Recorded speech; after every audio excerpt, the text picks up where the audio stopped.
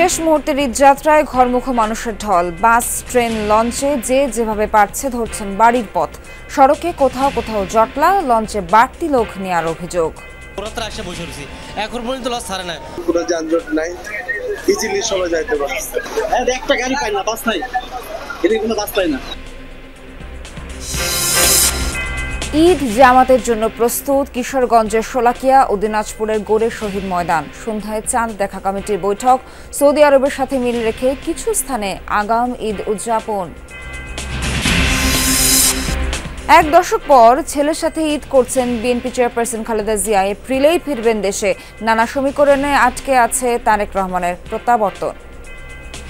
তিনি অবশ্যই খুব শিগগির ফিরে আসবেন। তার স্বাস্থ্যের অবস্থা আগের চেয়ে মাশাআল্লাহ অনেক ভালো। তারেক রহমান সাহেব ওনার প্যারাম আসার পরবর্তী একটা সময়ে, একটা সুনির্দিষ্ট সময়ে ফিরে আসবে।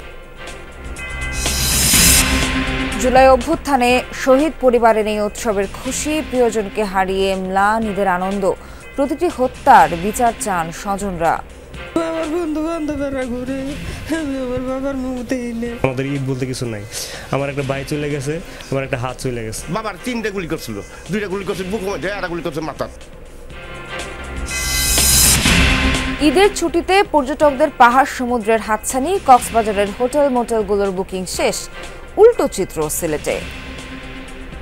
নিরাপত্তা নিশ্চয়তা না পাওয়ার কারণে আসতে পারতেছে না। 5 তারিখ পর্যন্ত কক্সবাজারের মেজরিটি হোটেলের মেজরিটি রুম ফিল আপ হয়ে গেছে। রমজান মাসে যে কতটুকু এটা আমরা খুশি করতে পারবো বলে আমরা ধারণা করতেছি। ভূমিকম্পে মিয়ানমারে প্রাণহানি ছাড়িয়েছে 1600, নিখোঁজ শতাধিক। বিদ্যুৎ না থাকায় ব্যাহত উদ্ধার কাজ। আগামী কয়েক মাস আফটার শক অনুভূত হওয়ার শঙ্কা।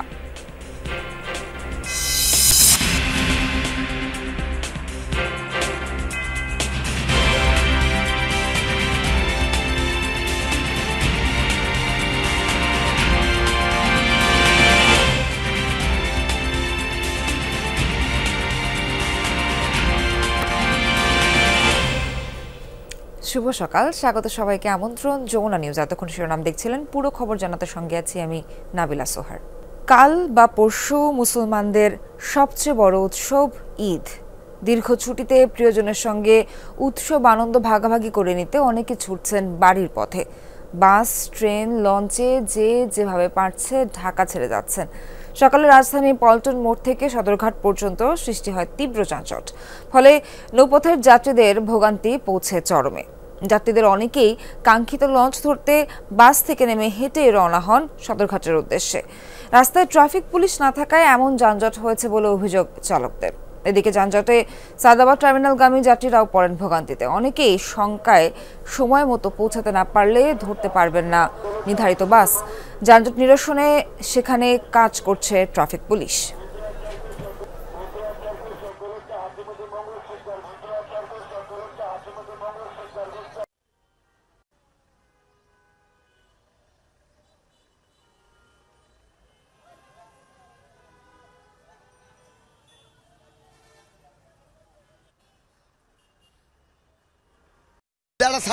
ট্রাফিক নাই, একটু লাগাই দিয়ে দিয়েছে, যানজটে দিয়ে আছে। হাইটা যাইতেছি আপনার এই ব্রিজটা পর্যন্ত থাকা, তারপরে থেকে এতটুকু যাব, কারণ এখানে তো সময় প্রায় 1 ঘন্টার মতো লেগে যাবে। দর্শক, একেবারেই শেষ মুহূর্তের ঈদযাত্রার খবরাখবর জানবো আমাদের সহকর্মীদের কাছ থেকে। শুরুতেই যাব সহকর্মী রেদওয়ান আহমেদের কাছে। রেদওয়ান, শেষ সময়ের ঈদযাত্রায় কেমন ভিড় দেখছেন, সেখানকার সার্বিক পরিস্থিতি সবকিছু ছোট্ট করে জানাবেন।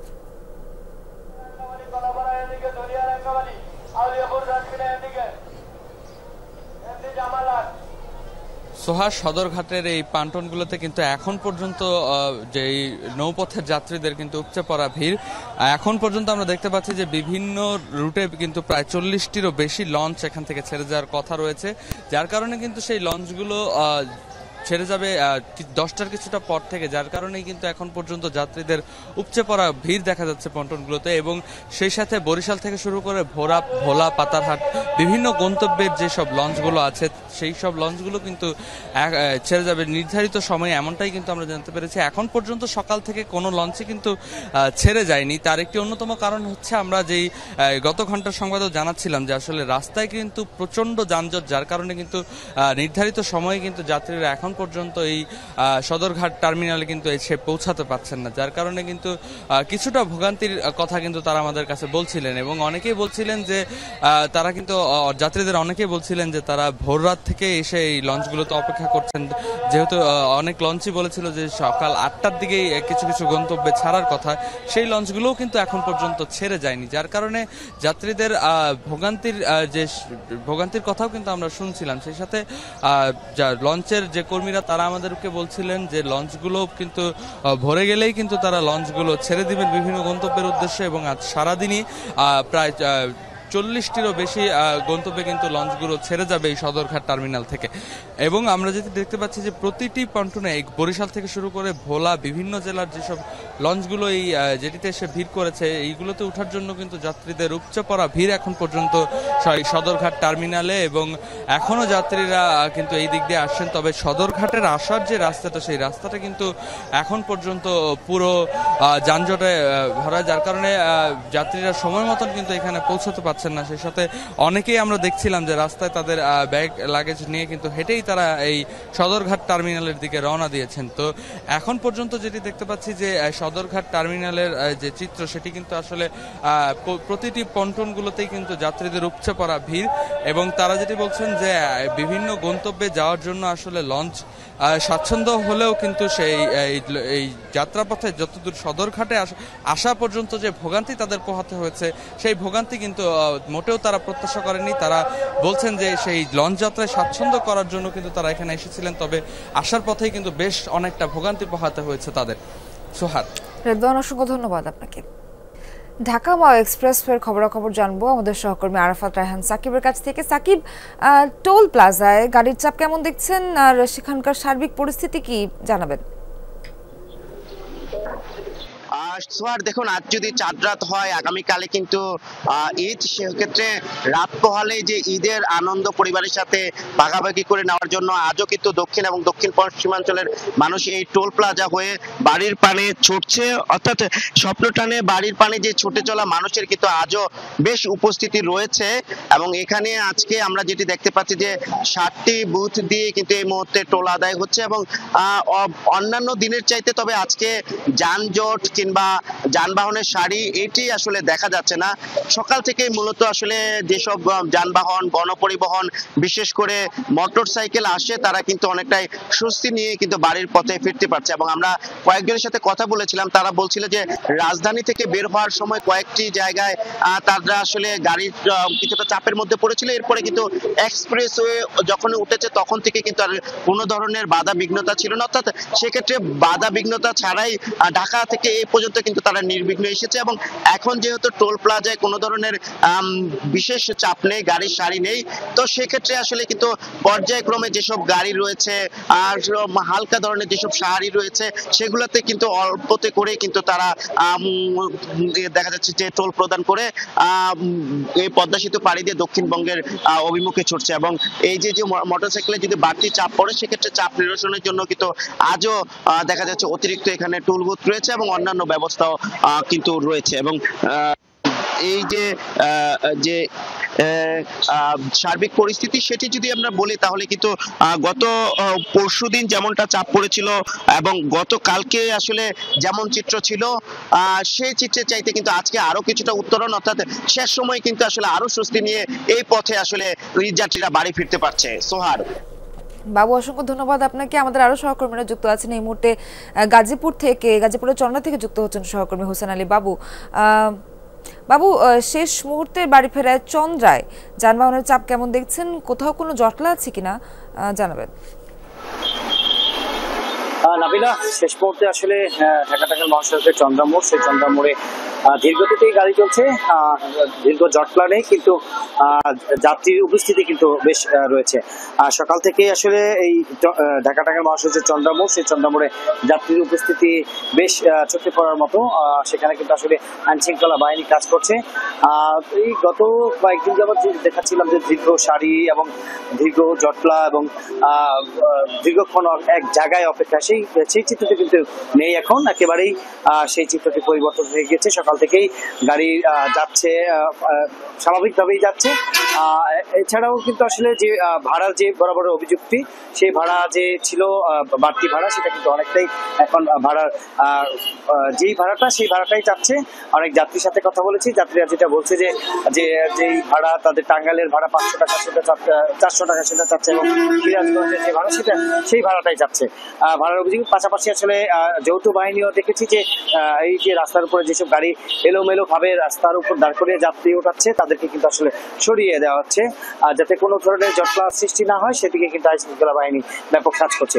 এই চন্দ্রাকে ঘিরে আসলে প্রায় 3 স্তরের নিরাপত্তা আসলে দেওয়া হয়েছে। প্রায় 300 পুলিশ আইন শৃঙ্খলা বাহিনী কিন্তু কাজ করছেন এখানে। কিন্তু আসলে এখানে কিন্তু দেখেছি যে আসলে যাত্রীরা যে কাউন্টার গুলো ছিল আগে বন্ধ ছিল, সেই কাউন্টার গুলো কিন্তু আসলে খুলে দিয়েছে। এখন কিন্তু কাউন্টারের সামনে থেকে যাত্রীরা উঠতে পারছে। শেষ মুহূর্তে আসলে ভোগান্তি আর কষ্ট নিয়েই আসলে তারা বাড়িতে ফিরছেন তাদের আনন্দটা ভাগাভাগি করার জন্য। রেলপথে ঈদ যাত্রার খবর জানবো সহকর্মী আরিফিন শাকিলের কাছ থেকে। তিনি আছেন কমলাপুর রেল স্টেশন থেকে যুক্ত। আরিফিন, আজ যাত্রী চাপ কেমন দেখছেন? সেখানকার সার্বিক পরিস্থিতি, আইন শৃঙ্খলা রক্ষা বাহিনী তৎপর কিনা, কতটুকু সবকিছু জানাবেন।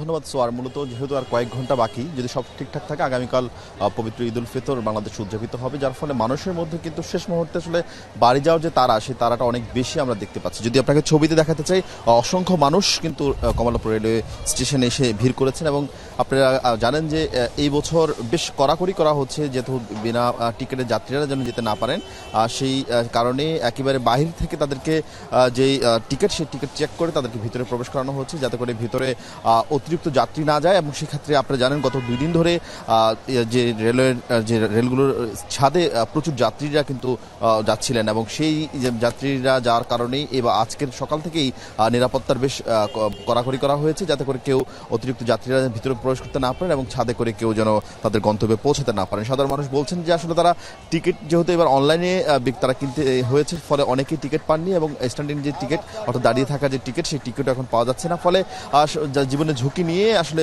পরিবার পরিজনের সঙ্গে তারা ঈদ করতে বাড়িপথে রওনা হয়েছেন। সেক্ষেত্রে তাদেরকে বাধ্য হয়ে ট্রেনের ছাদে কিংবা ট্রেনের ভেতরে দাঁড়িয়ে তাদেরকে যেতে হচ্ছে।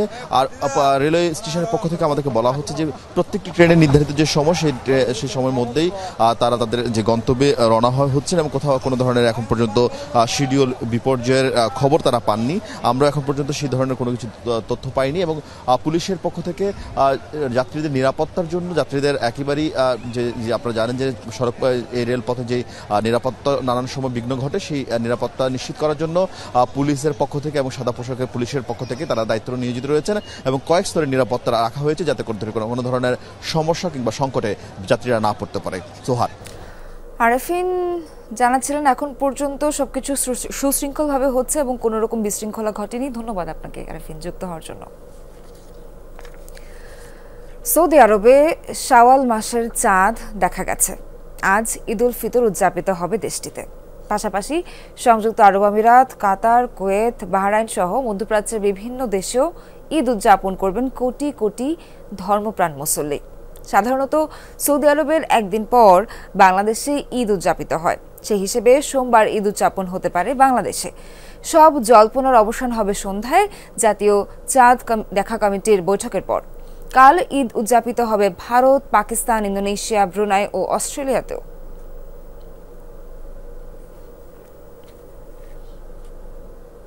দিনাজপুর ও কিশোরগঞ্জে চলছে ঈদ জামাতের শেষ মুহূর্তের প্রস্তুতি। মুসল্লিদের জমায়েতকে কেন্দ্র করে থাকবে কয়েক স্তরের নিরাপত্তা ব্যবস্থা। র্যাব, আনসার, স্বেচ্ছাসেবীর পাশাপাশি মোতায়েন থাকছে সাদা পোশাকের পুলিশ। দিনাজপুরের গোরে শহীদ ঈদগাহ ময়দান ঈদ উল ফিতরের জামাতের জন্য চলছে শেষ মুহূর্তের প্রস্তুতি। মুসল্লিদের জমায়েতকে কেন্দ্র করে নিরাপত্তা চৌকি, কাতার চিহ্নিতকরণ সহ সার্বিক প্রস্তুতি শেষ করেছেন আয়োজকরা। এখানে হচ্ছে নামাজ আদায় করা হবে, এটার জন্যই আসলে কিভাবে কি করছে না করছে এটা দেখার জন্য আসলে এখানে এসেছি। প্রতি বছরের নিয়ে এবারও এখানে আসে ঈদের নামাজ আদায় করবে। জামাত যত বড় হবে আলহামদুলিল্লাহ কারো না কারো ওসিলায় আমাদের নামাজটা কবুল হবে। পুলিশ প্রশাসনের উদ্যোগে মাঠে ওয়াচ টাওয়ার নির্মাণ করা হয়েছে। এছাড়া নিরাপত্তায় র্যাব, আনসার, স্বেচ্ছাসেবী সহ থাকবে সাদা পোশাকের পুলিশ।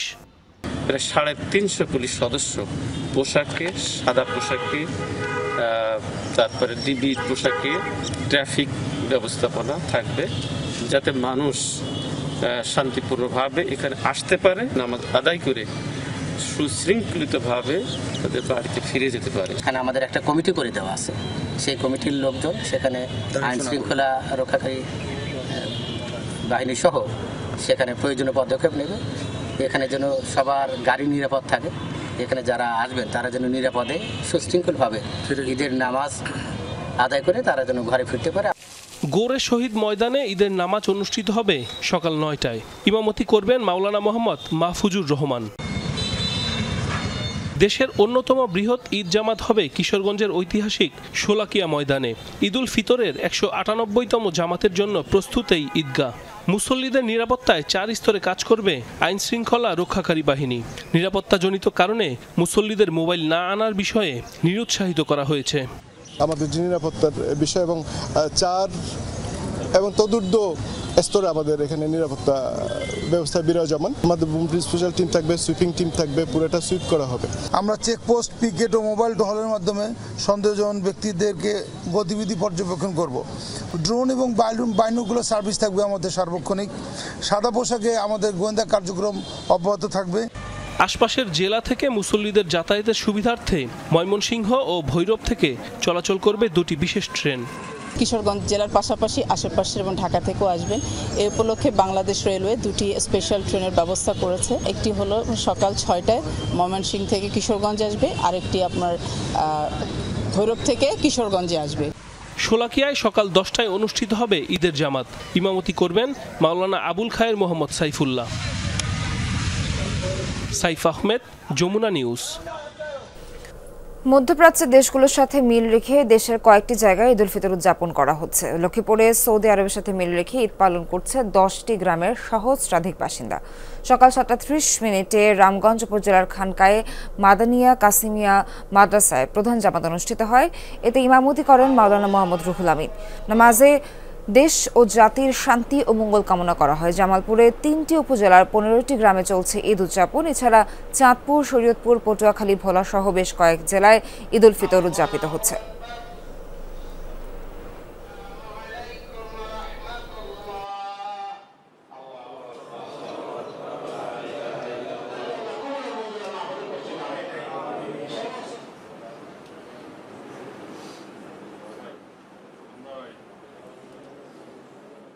পবিত্র শাওয়াল মাসের চাঁদ দেখা যাওয়ার ভিত্তিতে পৌর শহরের উপকণ্ঠে খানকায়ে মাদানিয়া কাসিমিয়ায় আমরা পবিত্র ঈদুল ফিতরের জামাত উদযাপন করেছি।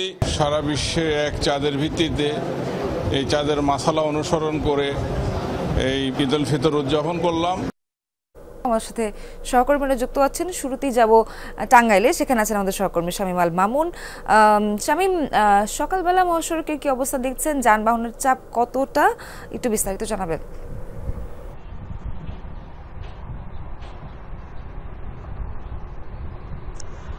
নাবিলা সোয়ার, আমি কিন্তু অনেকটাই স্বস্তি দিয়ে শুরু করতে পারি যে এই ঢাকা টাঙ্গাইল মহাসড়ক কিন্তু একটা সময় ছিল গলার কাটা, প্রায় হচ্ছে যে 13.5 কিলোমিটার যমুনা সেতু থেকে এলাঙ্গা পর্যন্ত।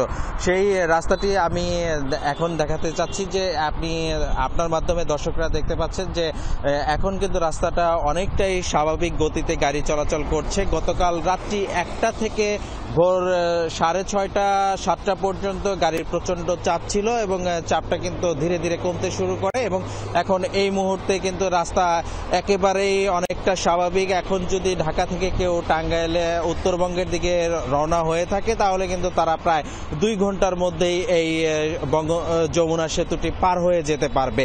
আরেকটি বিষয় জানিয়ে রাখি যে গত 24 ঘন্টায় যমুনা সেতু দিয়ে কিন্তু 35,000-এর অধিক যানবাহন পারাপার হয়েছে, যার টোল আদায় হয়েছে প্রায় 3.5 কোটি টাকা। এই যে 3.5 কোটি টাকা টোল আদায় হয়েছে, এই 3.5 কোটি টাকার প্রায় 1.5 কোটি টাকা হচ্ছে যে যমুনা সেতু পূর্বপারে টোল আদায় হয়েছে। এবং টাঙ্গাইলে যে আইন শৃঙ্খলা পরিস্থিতি, এই কোনো জায়গায় যেন জটলার সৃষ্টি না হয় সেজন্য হচ্ছে যে আইন শৃঙ্খলা পরিস্থিতি স্বাভাবিক রাখার জন্য এবং কোথাও যেন কোনো ধরনের বাস বা কোনো সিএনজি, কোনো ধরনের ট্রাক যেন দাঁড়াতে না পারে, তার জন্য হচ্ছে যে প্রায় 725 জনের অধিক কিন্তু পুলিশ মোতায়েন করা হয়েছে এবং তারা 4 শিফটে কিন্তু ডিউটি পালন করে যাচ্ছে। যেহেতু এখন পর্যন্ত কোথাও কোনো ধরনের জটলা সৃষ্টি হয়নি, অনেকটাই স্বাভাবিক জানাচ্ছিলেন কোন রকম জটলা এখন পর্যন্ত সৃষ্টি হয়নি, সবকিছু স্বাভাবিকভাবেই হচ্ছে। ধন্যবাদ আপনাকে। মানিকগঞ্জের পাটুরিয়াঘাটের খবরাখবর জানবো, আমাদের সহকর্মী যুক্ত আছেন বিএম খোরশেদ। খোরশেদ, বাড়ি ফেরা মানুষের ভিড় এখন কেমন, পারাপার কি স্বাভাবিকভাবে হচ্ছে কিনা জানাবেন?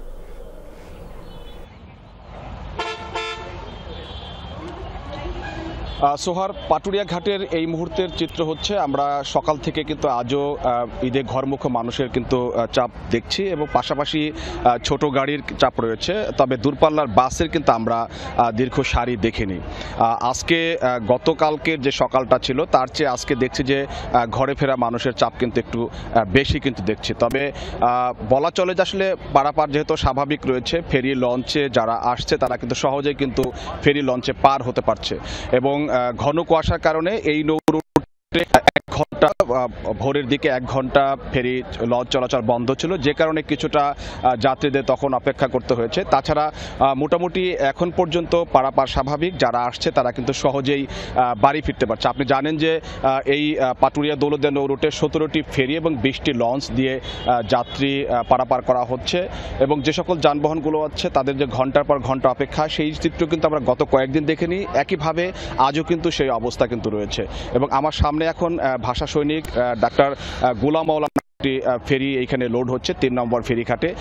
এই ফেরিঘাটে কিন্তু আমরা দেখছি যে ছোট গাড়ি এবং যাত্রী কিন্তু বেশি, সেইখানে দূরপাল্লার বাস নেই বললেই চলে এবং ফেরিগুলো একইভাবে এই পাটুরিয়া থেকে যাত্রী যানবাহন নিয়ে আবার দ্রুততার সাথে দৌলতদিয়া ঘাট থেকে এসে কিন্তু পারাপার হচ্ছে এবং আজকে যেহেতু একেবারে ঘরমুখো মানুষের যাতায়াতের একেবারে যেহেতু শেষ মুহূর্তে রয়েছে, হয়তোবা একদিন পরেই হয়তোবা ঈদ হবে,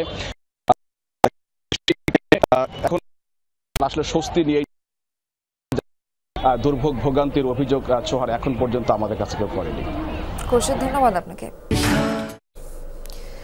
1 দশক পর পরিবারের সাথে ঈদ উদযাপন করবেন বিএনপি চেয়ারপারসন খালেদা জিয়া। লন্ডনে অবস্থানরত সাবেক প্রধানমন্ত্রীর শারীরিক অবস্থা এখন তুলনামূলক ভালো। ঈদের পর এপ্রিলেই দেশে ফিরতে পারেন খালেদা জিয়া, আর দলটির ভারপ্রাপ্ত চেয়ারম্যান তারেক রহমানের ফেরার সময় এখনও চূড়ান্ত হয়নি। নেতারা জানাচ্ছেন তার ফিরে আসার ক্ষেত্রে গুরুত্ব পাচ্ছেন নানা সমীকরণ। সাইফুদ্দিন রবিনের রিপোর্টে থাকছে বিস্তারিত।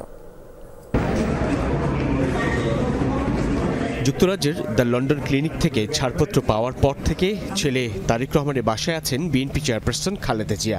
সেখানেই চলছে চিকিৎসকদের নিয়মিত পর্যবেক্ষণ। আগের চেয়ে তিনি ভালো আছেন বলে জানান চিকিৎসকরা। প্রায় 10 বছর পর এবার নিজের পুত্র, 2 পুত্রবধূ, নাতনিদের সঙ্গে ঈদ উদযাপনের সুযোগ মিলল 79 বছর বয়সী এই রাজনীতিকের। এর আগে 2015 সালে লন্ডনে পরিবারের সঙ্গে ঈদ উদযাপন করেন তিনি। সেক্ষেত্রেও সময়ের ব্যবধান ছিল 8 বছর। মা বছরের পর বছর তার সন্তানের মুখ দেখতে পারেননি, সন্তান দেখছেন মা মৃত্যু শয্যায় শায়িত, হাতটা ধরে মাকে সান্ত্বনা দেওয়ার স্কোপ ছিল না। আজকে সেই মা এবং সন্তান এক পাশে আছেন, একসাথে আছেন। সবার জানার আগ্রহ কবে দেশে ফিরবেন খালেদা জিয়া ও তারেক রহমান। বিএনপি নেতারা বলছেন তারা আশা করেন শীর্ষ নেত্রী এপ্রিলে ফিরে আসবেন দেশে। এই দেশের সবচাইতে নির্যাতিত রাজনীতিবিদ দেশনেত্রী বেগম খালেদা জিয়া, তিনি অবশ্যই খুব শিগগির ফিরে আসবেন। তার স্বাস্থ্যের অবস্থা আগের চেয়ে মাশাআল্লাহ অনেক ভালো। তিনি হয়তো আগামী মাসে দিকে ফেরত আসবেন বলে আমরা জানতে পেরেছি, তবে সুনির্দিষ্ট কোনো তারিখ নেই।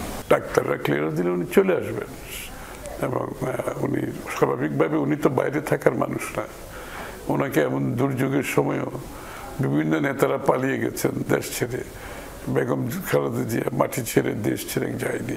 যত তাড়াতাড়ি পারবেন উনি চলে আসবেন, উনি খুব বাইরে থাকার মানুষ উনি না। দলের ভারপ্রাপ্ত চেয়ারম্যানের দেশে ফেরা নিয়েও তুমুল আগ্রহ নেতাকর্মীদের। তার বিরুদ্ধে দায়ের করা সব মামলাই আইনিভাবে মোকাবেলার পক্ষে তারেক রহমান। জরুরি অবস্থার সময় দায়েরকৃত প্রায় প্রত্যেকটা মামলাই মহামান্য সুপ্রিম কোর্টের অ্যাপিলেট ডিভিশন, হাইকোর্ট ডিভিশন বাতিল করে দিয়েছেন এবং এই মামলাগুলা সেই জরুরি অবস্থার সময় স্টে করা ছিল। পরবর্তীতে 5টা মামলায় ওনার কনভিকশন হয়েছিল। ইতিমধ্যে 4টি মামলাতেই তিনি বেকসুর খালাস পেয়েছেন।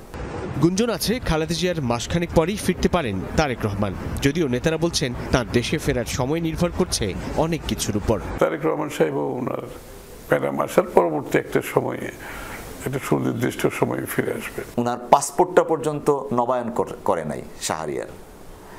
তো সেই তারেক রহমান সাহেবের জন্য আজকে সারা জাতির মানুষ অত্যন্ত আবেগের সাথে অপেক্ষা করছে কখন আসবেন। 2008 সাল থেকে লন্ডনে অবস্থান করছেন জিয়াউর রহমান ও খালেদা জিয়ার জ্যেষ্ঠ সন্তান তারেক রহমান।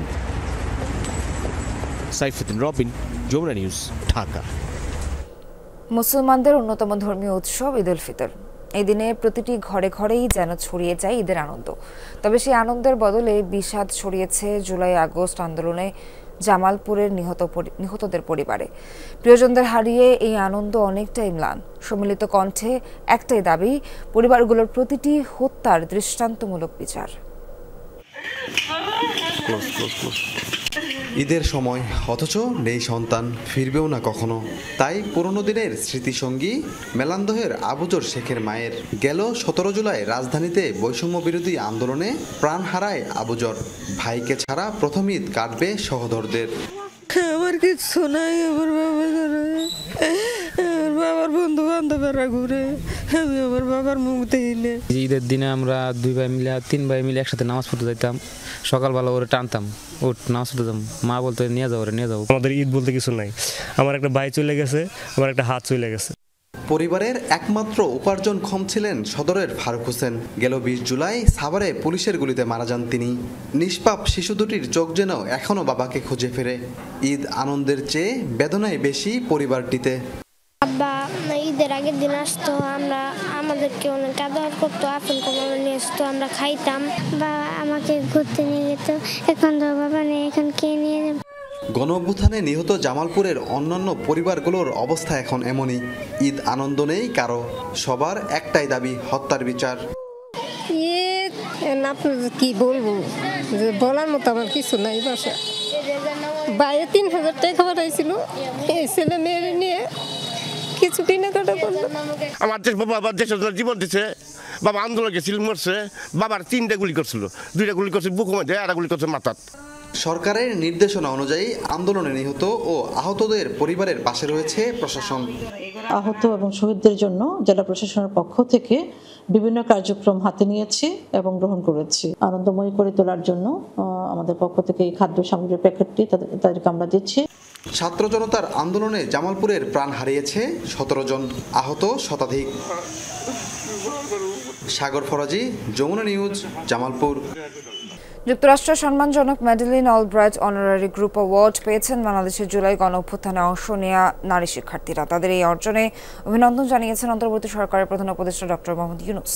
মার্কিন পররাষ্ট্র দপ্তরের ওয়েবসাইটে প্রকাশিত ঘোষণায় বলা হয়, 2024 সালের জুলাই আগস্টে বাংলাদেশে দমন পীড়নের বিরুদ্ধে ছাত্র আন্দোলনে সাহসী ভূমিকা পালনকারী নারী শিক্ষার্থীদের এই পুরস্কারে ভূষিত করা হয়েছে। 1 এপ্রিল মার্কিন পররাষ্ট্র দপ্তর আয়োজিত এক অনুষ্ঠানে পররাষ্ট্রমন্ত্রী মার্কো রুবিও ও ফার্স্ট লেডি মেলানিয়া ট্রাম্প বিজয়ীদের হাতে পুরস্কার তুলে দেবেন। এদিকে শনিবার এক ফেসবুক পোস্টে ফিলিস্তিনিদের স্বাধীনতা সংগ্রামের প্রতি সম্মান জানিয়ে এ পুরস্কার ব্যক্তিগতভাবে প্রত্যাখ্যান করেছেন বৈষম্য বিরোধী ছাত্র আন্দোলনের মুখপাত্র উমামা ফাতেমা। নাটোরে কোনো কারণ ছাড়াই বৈষম্য বিরোধী ছাত্র আন্দোলনের 2 নেতাকে নির্যাতনের অভিযোগ উঠেছে ওসির বিরুদ্ধে। শনিবার রাতে শহরের লালবাজারের একটি কমিউনিটি সেন্টারে এক সংবাদ সম্মেলনে তারা বলেন, গত 24 মার্চ রাতে সিংড়ায় যুবদল নেতার নেতৃত্বে ছাত্রদলের 4 জন ট্রান্সফরমার চুরি করতে চায়। এ সময় স্থানীয়রা আটক করে তাদের পুলিশে দেয়। এই ঘটনায় বৈষম্য বিরোধী ছাত্র আন্দোলনের 2 যুগ্ম আহ্বায়ক উদয় মিজান ও আদনান ঘটনা জানতে থানায় যায়। এ সময় কোনো কারণ ছাড়াই থানার ওসি সহ আরো কয়েকজন পুলিশ তাদের আটকে রেখে নির্যাতন করে। পরে বৈষম্য বিরোধী ছাত্র আন্দোলনের জেলার নেতারা গিয়ে তাদের ছাড়িয়ে নেন। পরে হাসপাতালে চিকিৎসা শেষে সিংড়া থানার ওসি সহ জড়িতদের বরখাস্তের দাবি জানান ভুক্তভোগীরা। তবে কোনো নির্যাতনের ঘটনা ঘটেনি বলে দাবি করেন থানা পুলিশের পরিদর্শক। তবে অভিযুক্ত অফিসার ইনচার্জের কোনো বক্তব্য পাওয়া যায়নি। সুনামগঞ্জের বৈলাই নদীতে যাত্রীবাহী নৌকাডুবির ঘটনায় 2 শিশু ও 2 জন নারী নিহত হয়েছেন। এ সময় আহত হয়েছেন আরও একজন। শনিবার রাত 10টার দিকে উপজেলার বেহিলি ইউনিয়নের মদনাকান্দি ও হেরারকান্দির মধ্যবর্তী বৈলাই নদীতে এ ঘটনা ঘটে। পুলিশ জানায় জেলার মধ্যনগর উপজেলা থেকে একটি ইঞ্জিন চালিত নৌকায় জামালগঞ্জ উপজেলার উদ্দেশ্যে রওনা দেয় 50 থেকে 60 জন যাত্রী। বৈলাই নদীতে পৌঁছালে অতিরিক্ত যাত্রী বহনের কারণে ডুবে যায় নৌকাটি। আহত অবস্থায় একজনকে হাসপাতালে নেওয়া হয়েছে। বৈলাই নদীতে একটি নৌকাডুবিতে 60-70 জন যাত্রী ছিলেন। অতিরিক্ত যাত্রী এবং ওজনের কারণে নৌকাটি ডুবে যায়। আমরা যতদূর জানতে পেরেছি 4 জন মারা গিয়েছেন, 2 জন মহিলা এবং 2 জন শিশু আছেন। চট্টগ্রামে একটি প্রাইভেট কারের গতিরোধ করে হামলা করেছে সন্ত্রাসীরা। গুলিবিদ্ধ হয়ে নিহত হয়েছেন 2 জন। প্রত্যক্ষদর্শীরা জানান শনিবার রাত 2:45টার দিকে এক্সেস রোডের গুলজার বেগম মোড়ে প্রচণ্ড গোলাগুলি শব্দ শোনা যায়। ভারী অস্ত্র নিয়ে বেশ কয়েকজন যুবক একটি প্রাইভেট কার লক্ষ্য করে গুলি ছুটতে থাকে। অল্প সময়ের মধ্যে তারা সেখান থেকে পালিয়ে যায়। সে সময় গাড়িতে থাকা গুলিবিদ্ধ 4 জনকে উদ্ধার করে মেডিকেলে পাঠানো হয়। পরে তাদের মধ্যে আব্দুল্লাহ ও মানিক নামে 2 জনকে মৃত ঘোষণা করেন চিকিৎসক। ঘটনায় জড়িতদের গ্রেফতারে অভিযান চলছে বলে জানিয়েছে পুলিশ। হামিম গ্রুপের জিএমকে অপহরণের পর হত্যায় জড়িত 4 আসামির সবাইকে গ্রেফতার করেছে র্যাব। সবশেষ আসামিকে 164 ধারায় জবানবন্দির জন্য পুলিশের কাছে হস্তান্তর করা হচ্ছে। শনিবার রাতে র্যাব 1 কার্যালয়ে এক সংবাদ সম্মেলনে এ তথ্য জানান company commander major Ahnaf Rashif Bin Halim. বলেন 23 মার্চ হামিম গ্রুপের জিএম মোহাম্মদ আহসানুল্লাহ অফিস থেকে বের হওয়ার পর নিখোঁজ হয়ে যান।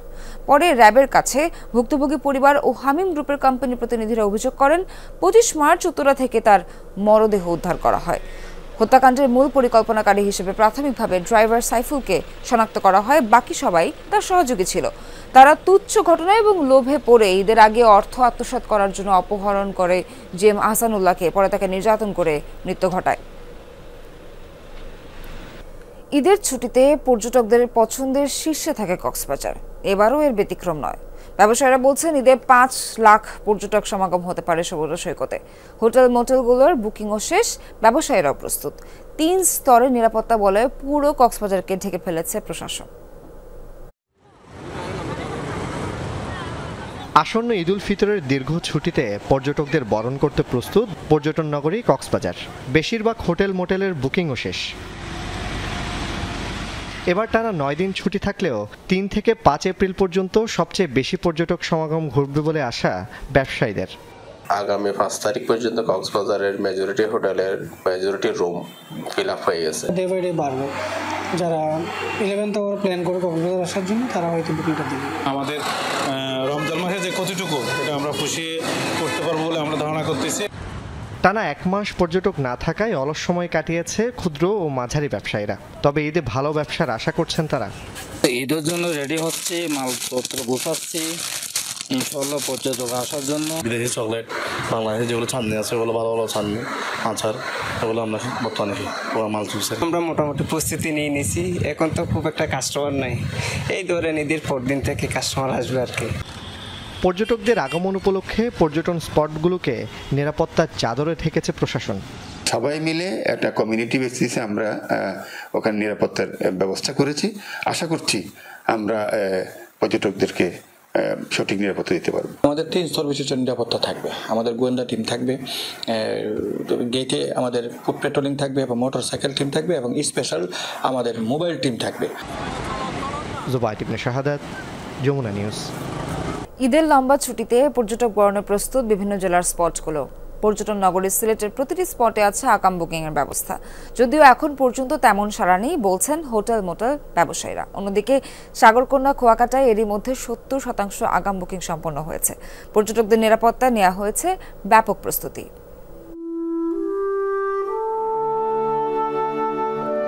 পাহাড়ের কোল ঘেঁষে নীল জলরাশি, দিগন্ত ছোঁয়া সবুজ হাতছানি দিচ্ছে প্রকৃতিপ্রেমীদের। সিলেটের জাফলং সাদা পাথর কিংবা বিছানাকান্দি জল পাথরের নৈসর্গিক সৌন্দর্য বিছিয়ে আছে। শহরতলিতেও দেখা মিলবে সবুজে ঘেরা চা বাগান আর শাহজালাল শাহপরানের মাজার। তবে টানা 9 দিনের ছুটিতেও আশানুরূপ বুকিং পাননি হোটেল ব্যবসায়ীরা। এ নিয়ে দুশ্চিন্তায় পর্যটন সংশ্লিষ্টরা। প্রথম বছর আমরা কুরবানি ঈদের সময় ব্যবসাটা তেমন ভালো করতে পারি নাই। ওই সময় বন্যা ছিল, পানি ছিল, তখন পর্যটন স্পট মূলত ওই সময় বন্ধ ঘোষণা করা হয়। তবে এই বছর আমরা অনেক আশাবাদী। 15 রমজান থেকে দেখা যায় আমাদের বুকিংগুলো চলে আসে। এবার আমরা আমরা বুঝতে পারতেছি হয়তো সিকিউরিটি পারপাসের কারণে মানুষ তার নিরাপত্তা নিশ্চয়তা না পাওয়ার কারণে আসতে পারতেছে না কিংবা চেষ্টা করতেছে না। প্রশাসন বলছে পর্যটকদের সার্বিক নিরাপত্তা নিশ্চিতে প্রয়োজনীয় ব্যবস্থা নেওয়া হয়েছে। পর্যটকদের থাকা খাওয়া সহ নিরাপদে যাতায়াতের বিষয়ে সব জিনিস নিয়ে আমরা আলোচনা করেছি, যাতে পর্যটকরা নিরাপত্তার সাথে পর্যটন স্থানে ভ্রমণ করতে পারেন সেজন্য আমাদের পর্যটন পুলিশ সহ জেলা পুলিশ প্রয়োজনীয় ব্যবস্থাপনা রাখবে। এদিকে পর্যটকদের মুগ্ধ করতে প্রস্তুত সমুদ্র সৈকত কুয়াকাটা। 18 কিলোমিটার দৈর্ঘ্যের সৈকতে লাল কাঁকড়ার বিচরণ, বনাঞ্চল আর সূর্যোদয় সূর্যাস্ত নিয়ে অপেক্ষায় সাগরকন্যা। ঈদ উপলক্ষে কুয়াকাটার হোটেল মোটেলে এরই মধ্যে 70% বুকিং সম্পন্ন হয়েছে।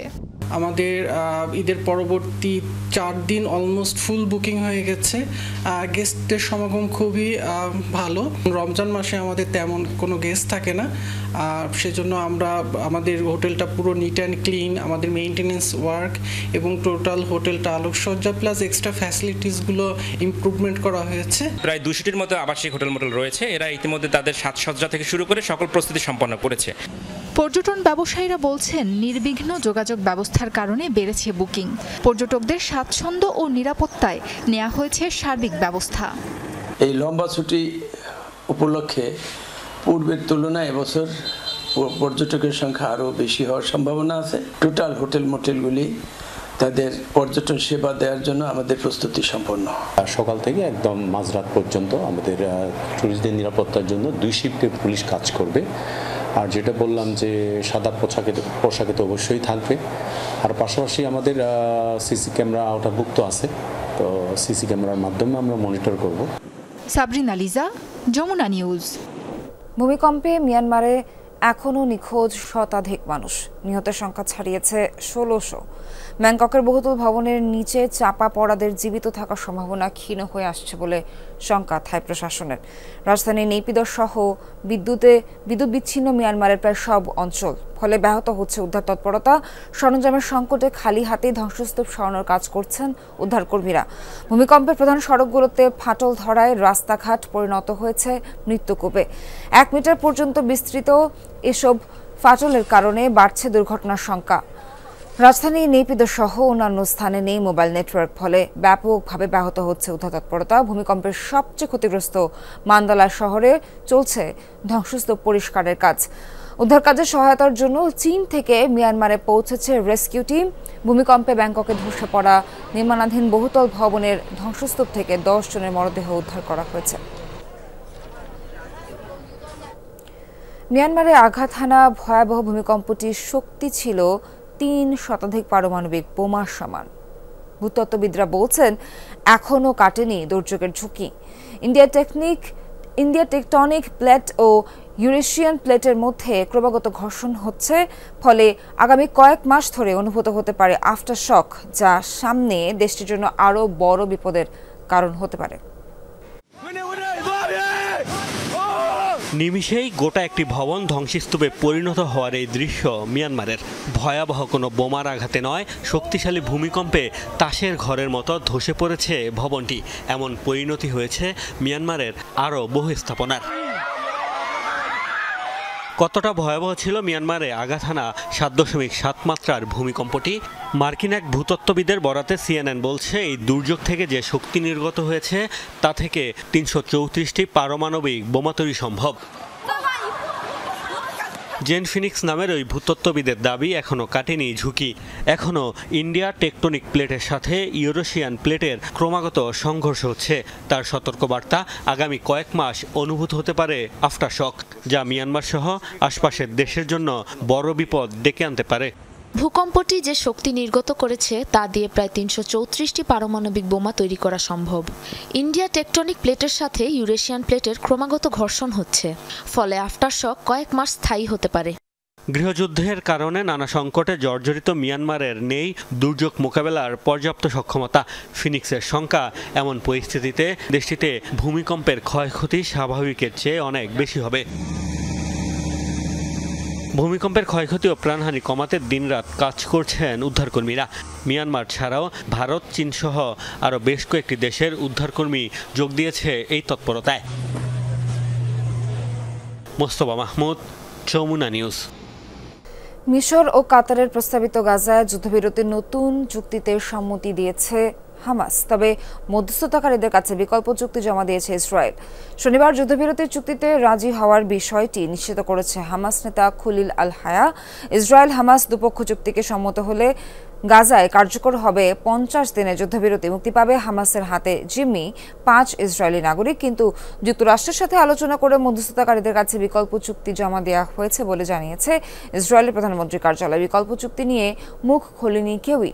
এখনও হামাসের হাতে জিম্মি আছে 59 ইসরায়েলি, ধারণা করা হচ্ছে জীবিত আছে 24 জন।